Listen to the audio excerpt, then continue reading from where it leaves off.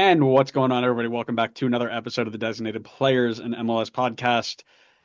We did a little bit of transfer work last week, and then Connor's computer decided to explode. So we couldn't finish some of our thoughts. So we're back again to round up that episode. We're going to chat about Atlanta. We're going to chat about Colorado. Philadelphia is going to be in there. Toronto, Minnesota, Charlotte, and the Chicago Fire. We may break it up into two episodes. We may do one quick or rather long one. We'll see how it rolls. You'll find out here in a little bit. I'm Andrew. That's Connor. Here is your transfer news part two. Connor, how we doing? Why do you lie to the people? I'm Andrew, you're Connor. That's definitely Did not I true. just break the fourth wall? I do not want to be a Connor. I don't look I like a just Connor. spoiled it. I spoiled the secret for all the listeners. Yeah, don't worry. I What's don't wrong think with they've made it this No, far. I don't want to dive down this whole thing. I don't want to dive down this whole thing. Let's just here, look. Here's a scarf. Scarf of the week. Oh, nice Oh one. Where'd you wait, get I that? don't even know if we need to do this again.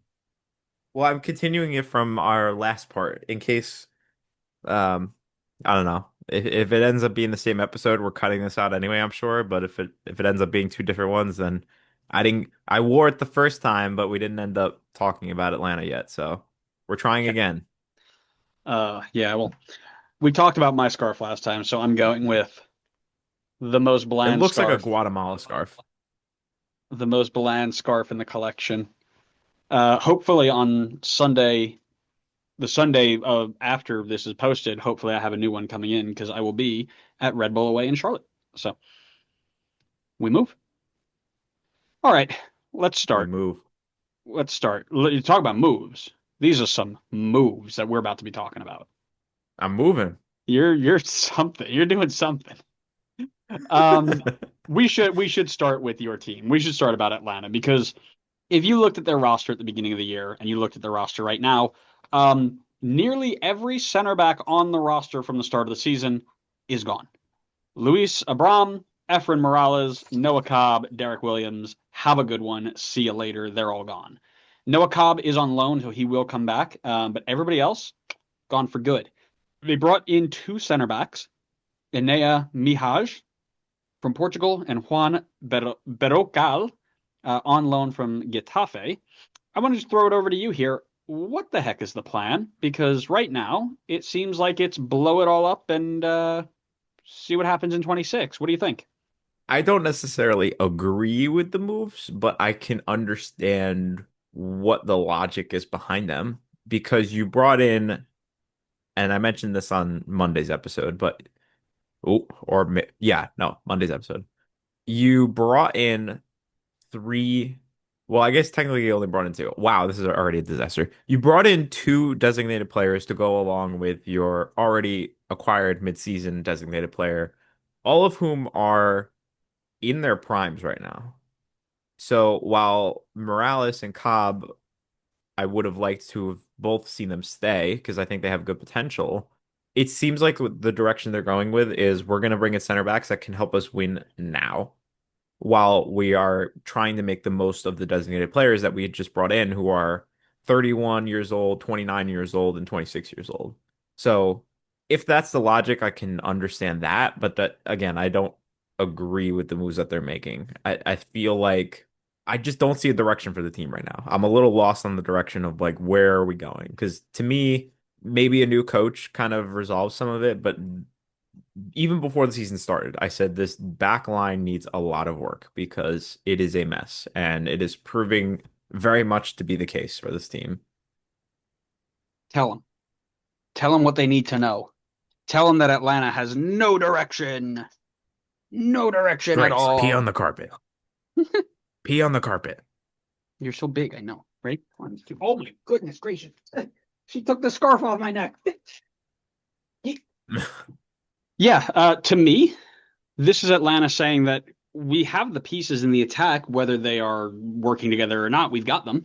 But the defenders have not panned out. And you've mentioned that a ton of times when we talk about Atlanta is they've got the attacking pieces, but their defenders are bad. So this is to me them saying, let's wipe the slate clean, see if a few more reinforcements will get us above the line, and then just go back at it again next year. Which I think is bold because they're currently left with Stian Gregerson, And the two new faces we mentioned before is their only center back options to end the year.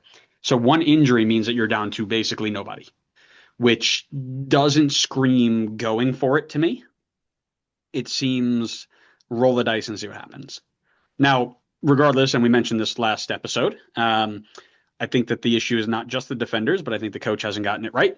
I think Ronnie hasn't figured out how to put this team in a position of success, and I have doubts that even if you go and invest, you know, Inter Miami level of Tam Gam on, 22 to 25-year-old center backs, I'm not convinced Ronnie Deila is going to figure it out.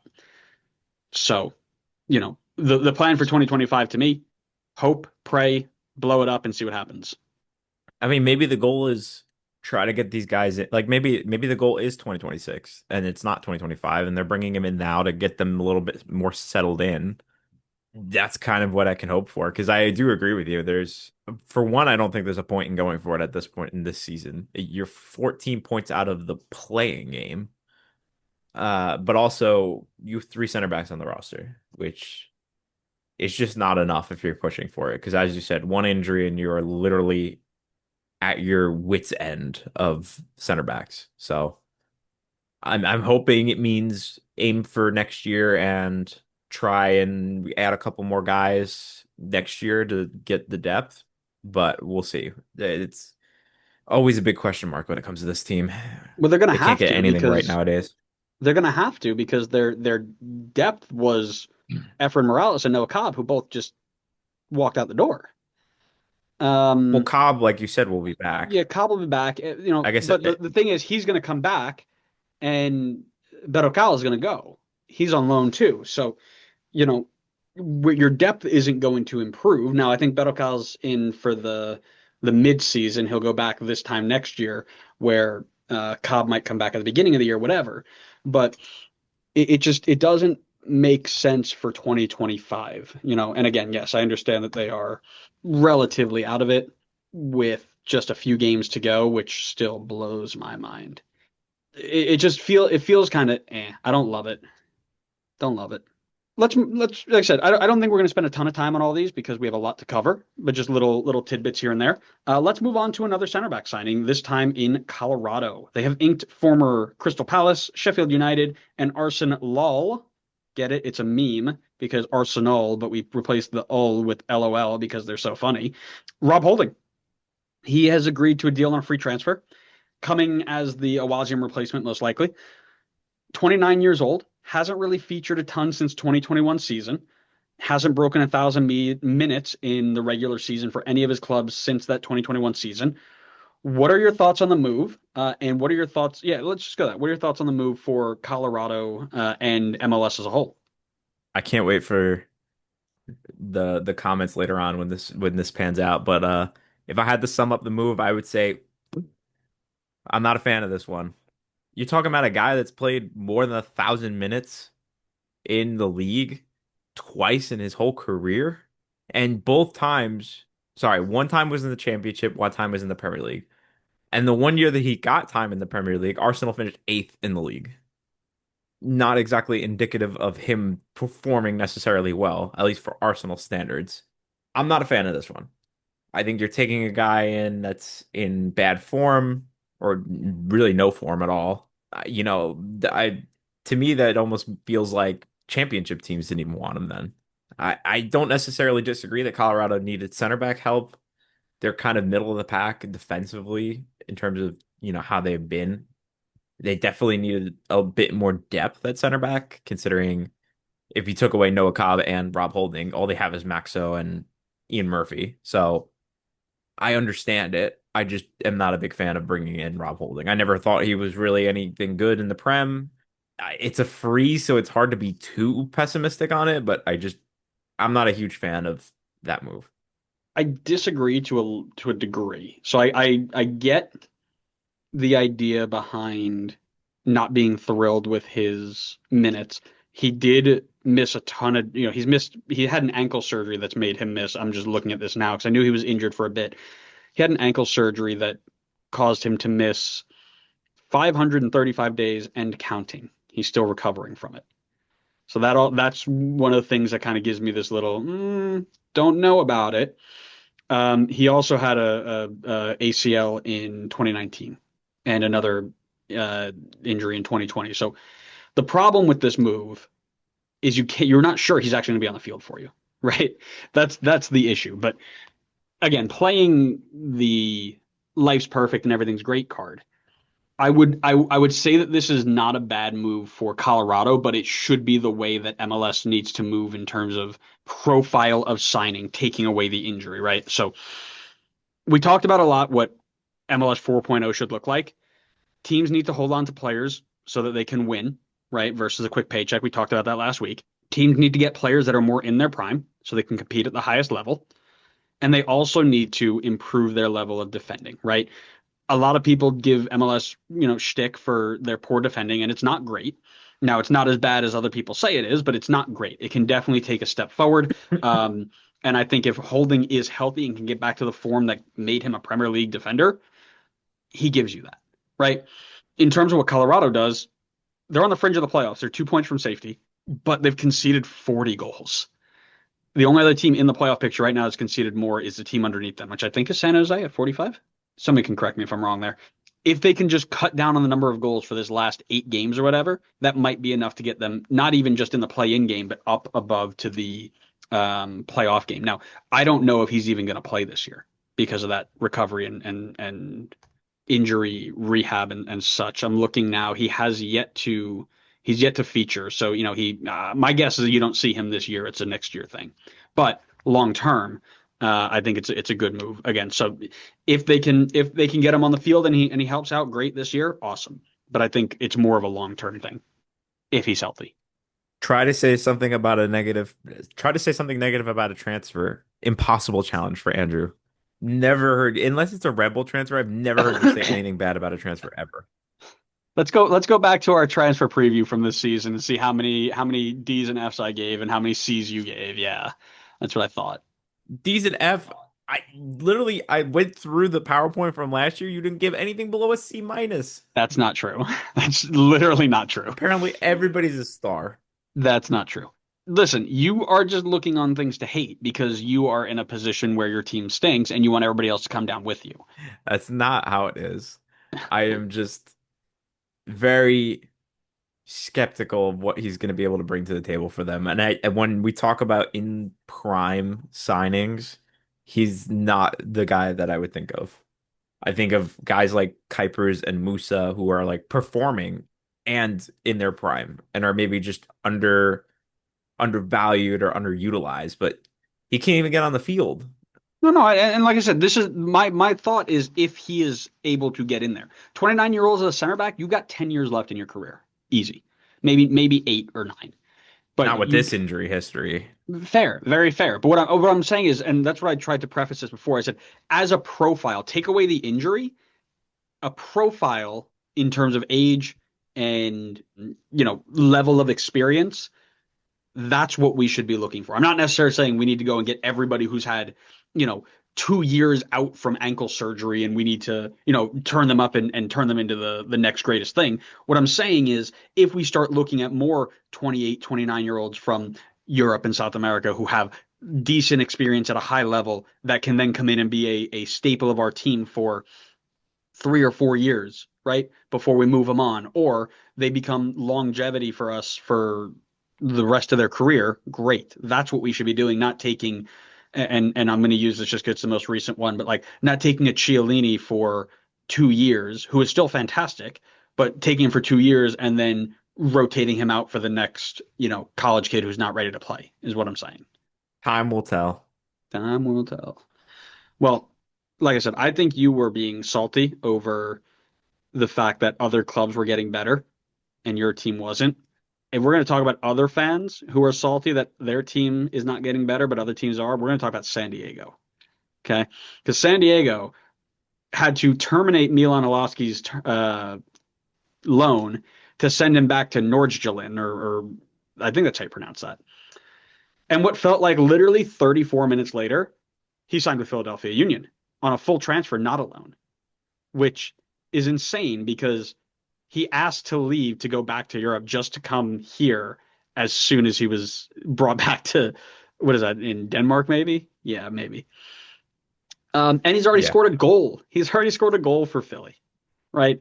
Um, they've San Diego's got to be kicking themselves for not getting this done, or for undervaluing him and giving him a low ball offer, whatever it may be. They a double kick in the pants because it ended up to the team that literally never spends money on anybody, and he's already scored a goal for them. Do you think San Diego should have pushed harder to bring him on permanently and tried to make him a long-term part of their project? It's hard to say. I guess it depends on how much money they like Nordstrom was looking for. Although I got to imagine, like you said, if Philly ended up getting him, it probably was not for a lot of money. But the dude was absolutely like I know he wasn't a starter, but he was electric for your team. Like 10 goals in less than 500 minutes. There's nobody in the league that even is going to touch nearly as close to goals per 90 than he will. Yep. So I don't see why you like if they needed you to fork over a little bit more money because he's performing well, like I just think you got to do it. Like just spend the money and keep him full time, especially if he's proving he can perform well in the system. And now you let him go to a team that is a rival for you in the Supporters Shield, who's like you said already contributing by scoring goals.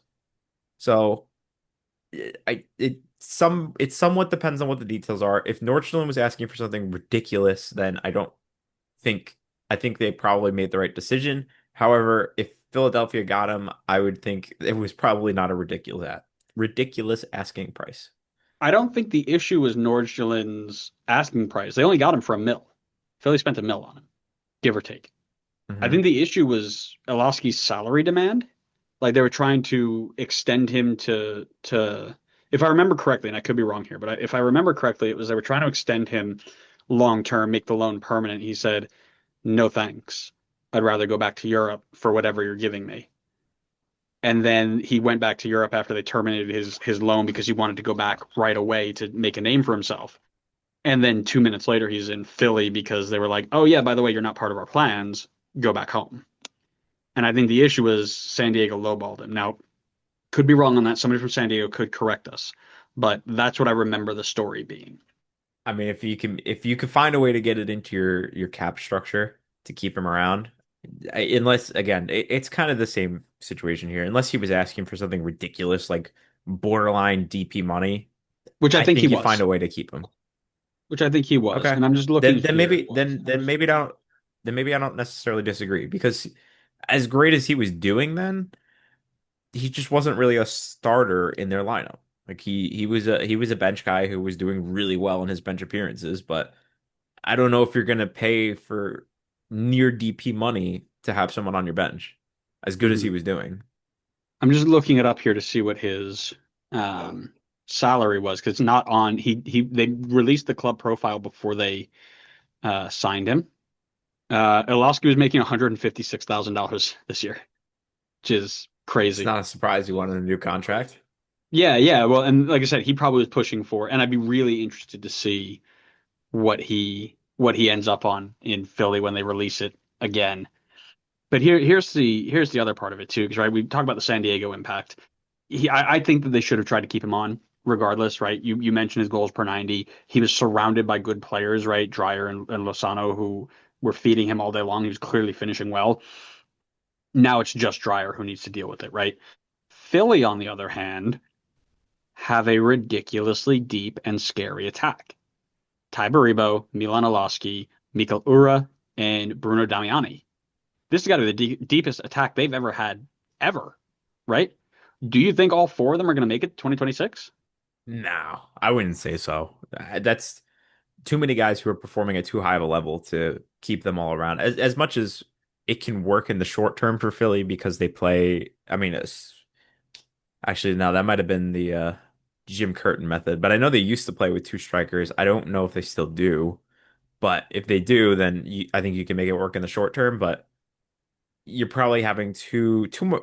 First of all, I think you're having too much salary for guys that are probably not going to end up being too much of a factor if they're coming off the bench.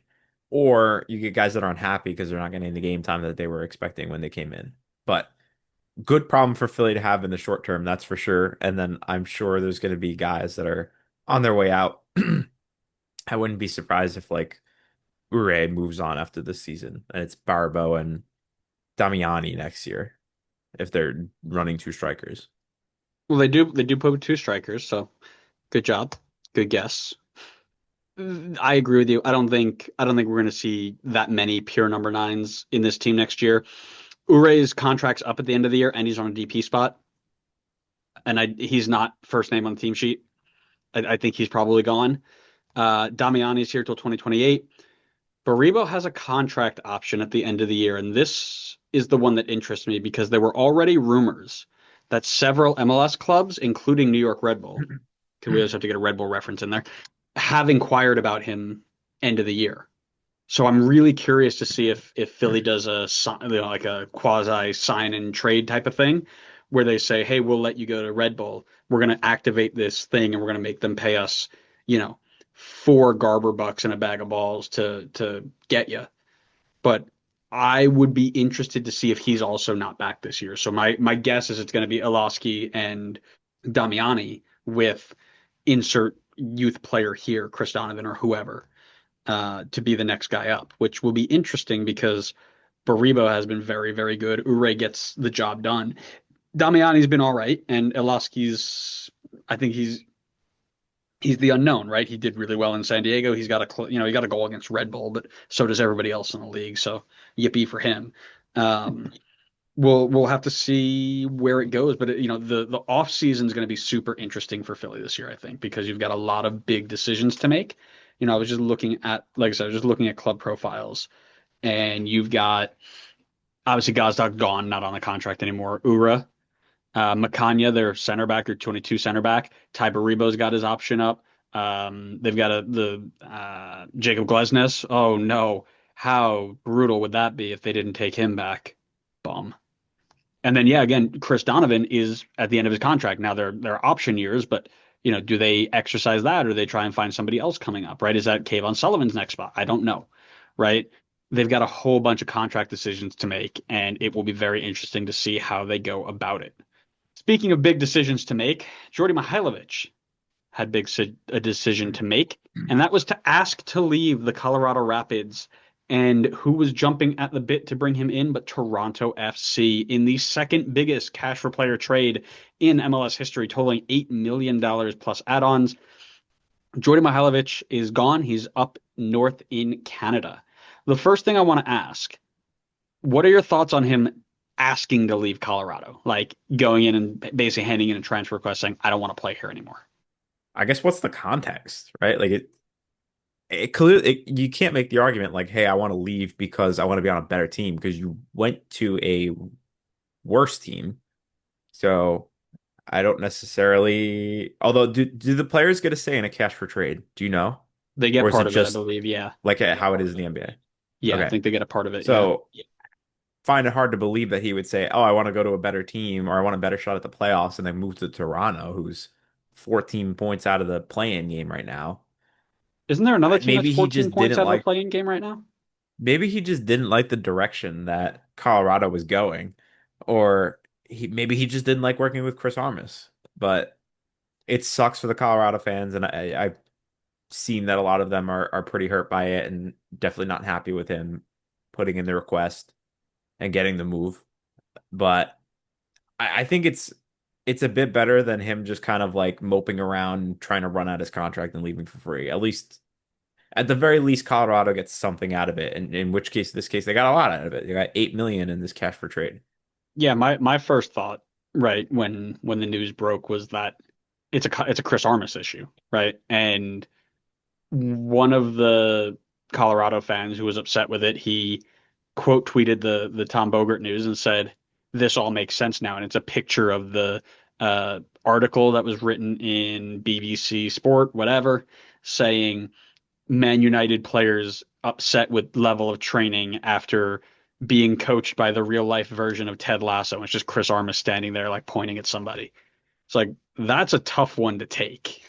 And I don't know if I'd go that far, considering he's got a ton of league respect and he keeps getting hired, so obviously he's doing something right.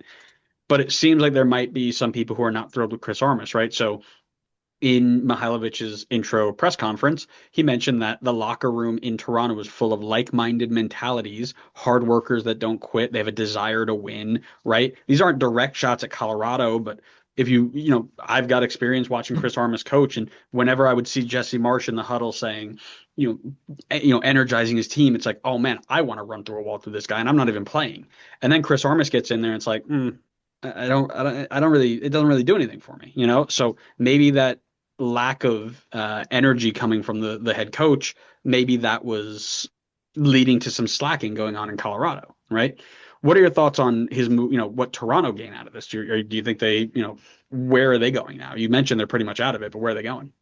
I mean, I think for Toronto, considering, I know we talk about the league maybe very slowly moving away from parity and kind of seeing more teams consistently at the top.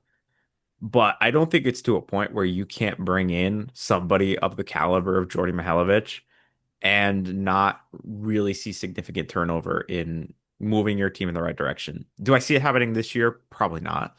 But I think it sets the groundwork with a good offseason in the winter to make Toronto a competitive team next year, centered around someone like Jordy Mihailovic, who I think is maybe not quite MVP caliber, but he's like the tier below it if you were going to tier list it. So he's someone that I think if is available and you have the space for him, you go for him. Interesting. Yeah, I think this is such a good get for Toronto, right? I always thought that they needed to focus on names who knew the league to come in and stabilize the club. They didn't need another big name Italian to sell jerseys, like they've been doing for the last couple of years. They needed somebody to come in and say, "Oh yeah, I know how to play in this league. I know how to travel in this league. I know how to perform in this league." And build around me so we can get better, right? And I think that's what they get out of Jordy Mihailovic. It's somebody who knows the league and can get you wins right now. Build that foundation of saying, this is what we're going to do with this club. This is how we're going to go forward. This is what our game plan is going to be. This is what our culture is going to be. All that good stuff. And outside of, you mentioned he's not really MVP, but he's a tier below it, right? Well, outside of, if he can play himself into that MVP tier, maybe he's also playing himself into the eyes of Mauricio Pochettino, right? He's not afraid to take an MLS guy or two into his camp, and Jordy's been on that fringe as well. So get into Toronto and take Toronto from basement dwellers to top of the top three in the East, and do it on 15 goal contributions. Run with it. See what happens. You never know. Yeah, I mean, guys have done less and gotten into the USMNT fold, so Nathan it's not. Harriel. Nathan Harriel got in there. So I mean, you pretty much just need to breathe. Sorry, that was mean. Yeah. Yeah, no, I agree with you. I think that's very fair. Yeah, me out here creating more enemies of the pod as we go into enemy of the pod Minnesota, who are working themselves out of enemy of the pod territory with this fantastic decision to turn down a move to get Tani Oluwaseyi out of Minnesota and into a top half La Liga side. The reason why I say that's a great move, the team wanted to pay $4 million to get him over. Are we for real? $4 million for a guy in Tani Oluwaseyi who I remember just going back here. 18 goal contributions this season, 20 if you count Leagues Cup. This season alone, there's still 8 games plus playoffs to go. He had 13 last year in just 1,000 minutes, and he had 23 in 2023. And you want to pay $4 million for him? Kick rocks, buddy. Go figure this out. Preston North End and Swansea are also interested. Do you think this is the right thing that Minnesota did? I would love for them to be able to hang on to him. I mean, so long as it doesn't piss him off to the point where he's just not performing on the field. These are the kinds of guys I want to see the league keep around. Give him, if it means giving him a designated players contract at some point, I hope they do it because he is clearly a very talented player. He's done super well for Minnesota. He clearly plays really well with Kelvin Yeboah up top. They gotta keep him around. So long as like I said, so long as it's not going to create all these issues, do what you can to fight off these offers. 4 million is far, far, far too low for him. I mean, you got to be closer to 10, I think, if you're going to sell him. Yeah, well, and that's what I said. We talked about Max Arston, right? And teams who are within touching distance of success, be it MLS Cup, playoffs, Supporter Shield, Leagues Cup, whatever, should not be selling their best players unless the valuation is met and or is astronomically high. We talked about his stats to get 4 mil for him is a joke, right? And we are well past the idea of European teams coming in and saying, we want your best players. Here's a penny when I should be paying you $1, and you're just going to take it because we're Europe and it's better. In terms of where he should go, there are 3 teams that are listed: Preston North End, Swansea, and then this random La Liga team. Now, I looked at La Liga in terms of top half last year. I don't think any of the top 5 are interested, but you've got a team like maybe Osasuna or Rayo Vallecano. Maybe those are kind of like his level that are coming in for him. And I'd be interested to see how he gets on in those levels. I don't think Swansea or Preston are great fits for him because they've got 3 or 4 really like well established strikers already. And I think he'd have a tough time breaking in there. But I think that, you know, a lower or a mid-table La Liga side could be really interesting to see if his pace and his strength kind of fits a different mold there. So I'd be really interested to see that. What are your thoughts? I think he should go to whoever's going to give us the league the most money. That's where I think he You're should go. terrible. I guess fair. It's a Um, Canadian international, not an American, yeah, so we don't care like about. is the Canadian. He plays for Minnesota. I have no ties to him. Like I have no ties to him other than wanting to keep him in the league. Period. So if you're telling me like he has to go, whichever team's going to give us the most money. You know what? You're right. If we're talking about relationship to the team, Minnesota, enemy of the pod, Canadian men's national team, you actually should let them come back with a $2 million deal and give it to whoever wants it. That's what we should do because Minnesota don't deserve the good stuff. I thought they were working their ways towards not being enemy of the pod. Yeah, I guess I should be nicer. I guess Sounds I like should you be just set them nicer. back. Yeah, all right. 3.5 million and 45% sell on clause. We'll take it. And some Garber bucks. Yeah, definitely Garber bucks. I mean, if you're not selling me Garber bucks, what are you selling me? You know? Speaking of Garber bucks, my friend, Drake Callender is being moved for some Garber bucks to a team he was not expecting. Now, Miami were looking to move on from Drake Callender. He was number 3 or maybe even number 4 behind William Yarborough in Javier Mascherano's system, which is a massive red flag. He wanted to get more playing time, of course, so he was fine with the move. And then the news came out that Charlotte was trading for him to be their number 2 behind Christian Kalina, goalkeeper of the year, reigning goalkeeper of the year. Not only is this a giant overpay for a backup goalkeeper, but Callender was also not told where he was going and was not consulted in the process because there were multiple other MLS teams who were in to get him. So instead of asking him, hey, which one do you prefer? They just said, hey, you're going to Carolina. Have fun, buddy. See you later. And not only that, he is going to sit behind a goalkeeper of the year, reigning goalkeeper of the year, 1 year before the World Cup. What are your thoughts on this when you heard this? That's definitely not very good to him. That's for sure. That seems to just be a trend across most American sports. It's like you sign a contract and then there must be something somewhere in the contract where it's like, unless there is a no trade clause, you can get traded wherever and you have to go there. Otherwise, you breach the contract and you don't get paid. It was very interesting the first time I kind of got introduced to the way that like transfers work in Europe, where it's almost a two-parter, right? You got to agree with the club first, and then you got to agree as well with the player. But I thought that's just a lot better because then you get basically permission from both sides for the player to for this move to happen, right? You're gonna have the player has to agree to terms if they want to go there. Like if Callender had that situation here, there's probably a decent chance he doesn't make the move. You know, if he truly wants game time, he's not going to go sit behind Kalina, and Charlotte's not going to bench Kalina. The only way I think this makes sense if he were to have permission is if Charlotte comes in and says, "Hey, Kalina's out next year. He's going back to Croatia or something. You're going to be our number one after that." In which case, maybe he does go do the move because maybe he likes the project that Charlotte has going. But it really sucks to see a situation where a player wants to move on to get game time and just gets shafted without any say in it. Yeah, I mean, look, just starting from the move from a sporting point, this doesn't make any sense from Charlotte, right? Kalina just signed a new deal, and unless you are planning on moving him next window, like you're just talking about, you're bringing a starting caliber goalkeeper to be your number 2. Then you add in the fact that he was never consulted about where he was going, so he's now forced to go somewhere he doesn't want to be. Now, granted, Charlotte's not bad, but it could be, he didn't get a chance of where he was going, and now he has to go somewhere where he's going to sit to be the number two a year when he's trying to make a World Cup roster. Not only is he going to come in and be pissed off and angry, but he's going to look to move on as soon as he can. He's going to force his way out. So you're paying for a backup goalkeeper, overpaying for a backup goalkeeper probably, and you're going to get what out of it? Nothing, right?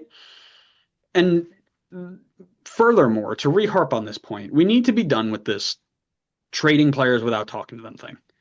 Like, this isn't the NFL, this isn't NBA or other pro American sports. There is a host of other opportunities that a player can take across leagues, countries, and continents. We have to stop making players just move wherever the highest bidder wants them to go.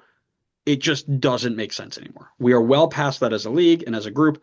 The NWSL did this, and it's time that MLS follows suit. It doesn't make sense. This isn't the NFL where it's like, oh, you're going to any of these teams or you're never playing football again. You can go a ton of other places. You got agents who are well connected. You need to make sure that we give them the opportunity to do this. This is silly at this point. Yeah, and I mean, on that same note, I understand from the business perspective why they do it, but also, shame on Miami for that. You're talking about a guy that's played 92 times for you, has won multiple silverware for you, and what do you do in return when he comes to ask to move on because you won't play him anymore? You send him to a situation where you know he's not going to be getting any game time. Like you said, in the year before the World Cup is being played in his backyard, that's terrible. Like, how are you going to treat your players like that? I understand that the business transaction says you should just try to get however much money you should be getting, but like at least like show a little respect for your players, especially the ones that have been there for a long time, like Callender has. Yeah. I mean, like I said, you're telling me that somebody like Kansas City, if they were in for Drake Callender right now, would significantly improve with him in goal and he would get tons of game time, right? I Houston would from kill to have him in Atlanta. yeah, Atlanta too. That's a great point, right? I mean, I think you got a couple of young, exciting prospects, but Guzan's time's done. You gotta replace him at some point. So even if you tell him, hey Drake, you're not gonna play the last 6 games of this year or whatever. We're gonna give it to Jaden Hibbert, I think is his name, maybe. Um, Hmm. but Yeah, next you year, get it right. next year when Brad Guzan's done and he's gonna retire or whatever, you're the number one guy. And you are going to play all the way up to the World Cup. You're going to work yourself into the national team. You're going to take us to new levels. I think he jumps at that. No doubt. No doubt. It just feels kind of weird. It feels kind of weird. And again, I don't. I think we are well past the trades without consent thing. That needs to go. One last move here. Let's chat Chicago. They've loaned in Andre Franco from Porto with an option to buy. He's not a DP this year, but I think he does become one next year, which is similar to the Rodrigo de Paul deal, which is very good business. He's going to bring them decent Portuguese league experience. He broke out at Estoril Praia before moving to Porto and not really breaking into a starting role. Question for you: does he push them above the line to be a playoff contender? No, I wouldn't say so. At least it doesn't feel like it. I feel like the direction Chicago needed to go to really push themselves as a contender is to fix the defense. I don't necessarily think adding more to the attack is all of a sudden gonna propel them to these new levels. Like even if he does end up being a pretty quality player for them. I mean, they're already scoring 47 goals so far this season, but they're conceded 42, which is the fourth worst in the entire Eastern Conference. Like you can only like I understand people are maybe trying to do the LA Galaxy model here, but you can only score so many times while conceding so many goals. Like it's gonna catch up to you at some point. I don't necessarily think like that's nothing to say about Franco coming in and not like performing or not performing. It's really just to say like I don't think this was a or it should have I don't think it should have been a big priority for them, in my opinion. I think the defense needs more work. Yeah, well, and we're going to get into it a little bit, but where does he fit too, right? So, you Mr. Oh, give bad ratings to transfers over here. I'm not sure if this is a good move for Chicago because not only does it not fit their layout right now, but unless your name is Son Heung-min, your visa is going to take quite a while to get here. You've got 8 games left. How many regular season games is he actually going to contribute in? And if he gets here, how much training is he going to get, right? This is going to, especially because he's on loan, right? This feels Omar Damari-esque, who you don't know that name, but my MLS sickos are going to remember Omar Damari, who Red Bull loaned from Red Bull Salzburg. He came in, played 2 games. We made the playoffs. He played in one playoff game, launched a ball at somebody's head, got a red card, and then never was seen again. That's what I mean. Like, what is this guy going to do for the regular season in Chicago? Now, if they choose to make it permanent, we'll talk about 2026 if he has a role to contribute in, because that's a different story. But in 2025, not super thrilled. I think you should just, instead of saying, "Oh, I'm not sure this is a good move," just double down right now and just say it. Look into the camera and say, "This is a bad move for you, Chicago." Coming from Then the I will take back what I said. coming from the king of fence straddling, I'm not going to take any of this nonsense. We're not doing this. Um, I already talked about how I thought the Rob Holding move was bad. that's great. I I'm committed glad you to found one side saying of the fence to stand on for once in your life. Good for you. What I want to ask you is theoretically, if he does become long term, they buy him and become a DP and whatever. How does this impact Brian Gutierrez? We were talking about Kevin De Bruyne coming in and playing in that same role and ruining his development. And then we're like, oh, it doesn't matter because Kevin De Bruyne, you're going to learn so much. This guy would likely play the same position as Gutierrez. So what does that mean for Goody? maybe they think somebody else is moving. I don't know. It doesn't necessarily mean Gutierrez is gone or that he's relegated to the bench. Maybe they know Bamba or Zingernagel is gone after this year. And so they're like, all right, we know these guys are moving on. They've already told us, like, hey, we want to go back to Europe.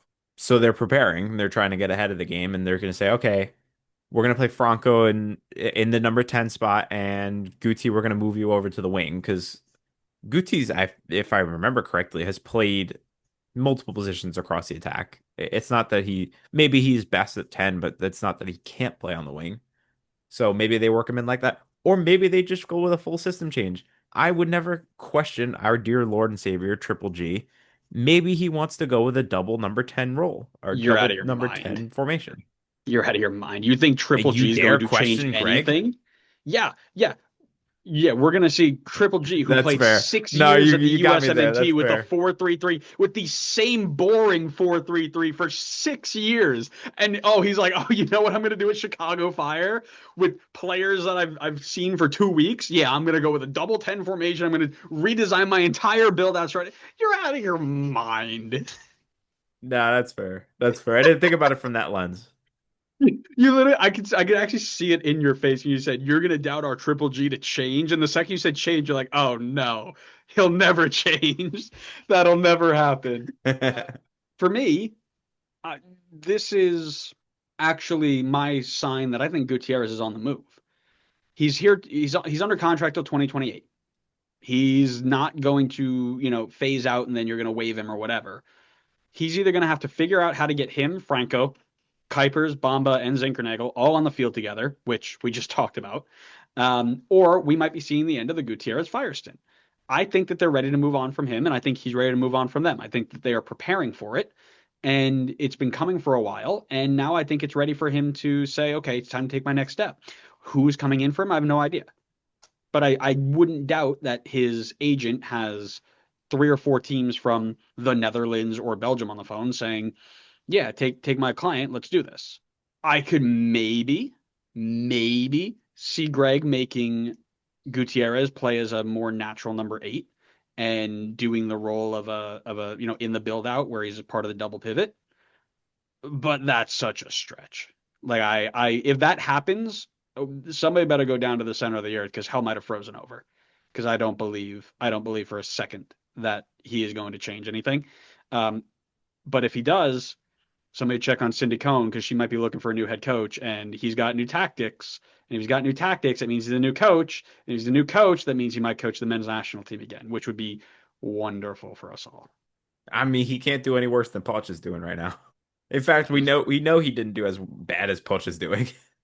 With less talented players, but USMNT Twitter does not want to hear that conversation.